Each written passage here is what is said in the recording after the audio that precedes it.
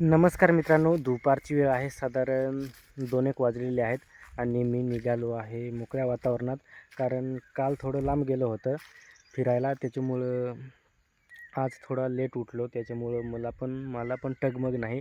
पण तरीही दरदिवशी म्हणजे मला डेली ब्लॉग हा शूट करावाच लागतो मित्रांनो. त्याच्यामुळं मी इकडं रानात आलो आहे. तुम्हाला जे काही दिसणार आहे ते तुम्हाला मी दाखवण्याचा चांगल्या प्रकारे प्रयत्न करीन मित्रांनो. तर चला आता आपण थोडं फिरूया. तर जून चालू आहे, त्याच्यामुळं आता शेवट होत आलेला आहे. पण पाऊस आता सुरुवात झालेली आहे. 2-3 दिवसापासून पावसाला मस्तपैकी सुरुवात झालेली आहे. त्याच्यामुळे हे पहा मित्रांनो, एकदम पक्ष्यांचा गोंगाट कसा तुम्हाला ऐकू येत असेल. आणि हे पहा, हिरवे झाडं पण झालेले आहेत आणि तिकडे तलावात पण थोडं पाणी आहे. ह्या वर्षी फारच पाणी कमी झालं. हे पहा, एकदम कमी झालेलं आहे आणि अजून ओहळ-बिहळ निघालेत नाहीत, कारण पाणी पण कमी झालेलं आहे. आणि हे पहा झाडं कसे दिसतात. हे आहे सागाचे झाड, त्याच्यानंतर इकडून सादड्याचे झाड आणि हे पहा पूर्ण झाडे झुडपे जे आहेत ना, ते एकदम हिरवेगार झालेले आहेत. आणि लोकांची पेरणी करायला सुरुवात झालेली आहे. तर 2-4 म्हणजे आठवड्याभरात इकडे सगळीकडं हिरवगार जे आहे धरती आहे ती होणार आहे, कारण सगळीकडं गवत उगवणार आहे.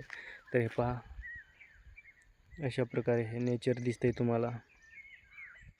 आणि हे आहेत पैशाचे झाडं. तुम्ही ओळखले असतील तर कमेंट करून सांगा, कारण याचे पानं जर विकले तर पैसे पण येतात, पण मार्केटला नेऊन विकावे लागतात. हे पहा, लहान टेंभरुणीचं झाड आहे हे, तुम्हाला सांगतो ज्यांना माहीत नसेल त्यांना. पण हे झुडपं आहे, त्याच्यामुळं अशा पद्धतीने हे दिसतात. आणि साईड पहा, एकदम मस्त वारं पण सुटलेलं आहे. झाडे झुडपे एकदम मस्त डोलतात. आणि कालपर्यंत पाणी आला, पण आज पण जास्त माणसांनी पेरून दिलं. भात आमच्याकडे आज पण भरपूर लोकांनी पेरलेत. पण आज मित्रांनो पाणीच आलं नाही. एकदम ऊन आहे. एकदम ऊन म्हणजे एकदम कडक ऊन नाही, पण मग उन्हात ऊन आहे. पावसाचं काहीच आज ठिकाण नाही. तर काय होतं आहे अजून ते सांगता येणार नाही, कारण माणसांची पण फसगत होऊ शकते. तुम्हाला मी दाखवतो ऊन किती वाटतंय, ते किती आहे ते तुम्हाला दाखवतो. हे पहा, एवढं ऊन आहे. दिवस तिकडे गेलेला आहे आणि हे पहा एकदम ऊन पडलेलं आहे, त्याच्यामुळं थोडं वेगळं वाटतंय वातावरण. पहा इथं पण टेंभरुणीचे झाड, मगाशी तुम्हाला दाखवलं ते झुडपं होतं आणि झुडपे होते. आणि हे इथं पहा थोडं त्याच्यापेक्षा मोठं आले आहेत. हे टेंभरुणीच्या झाडाचा उपयोग असा आहे, जे पानं असतात चांगले कवळे त्यावेळेस ते एकदम शेकड्याप्रमाणे, म्हणजे 100 पानांचा की कसा असा गठ्ठा असतो आणि ते विकले जातात. मग एक गड्डा कितीला जातो ते माहीत नाही, पण त्याचे पैसे दिले जातात, म्हणून मी त्याला म्हटलं पैशाचं झाड आहे असं. तर चला आता आपण काजूच्या सावलीमध्ये थोडं बसूया. इथं काजूचं मोठं झाड आहे आणि हे पहा, ह्या साईडला पाहिलं तर थोडे इकडे पण आहेत, पण हे लहान काजूचे आहेत.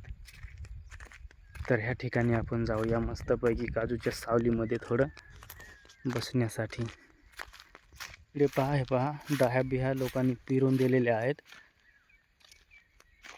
आणि इकडे हे पहा, इथं पेरलं नाही, पण मग इथं पण आता सुरुवात होईलच पेरणीसाठी.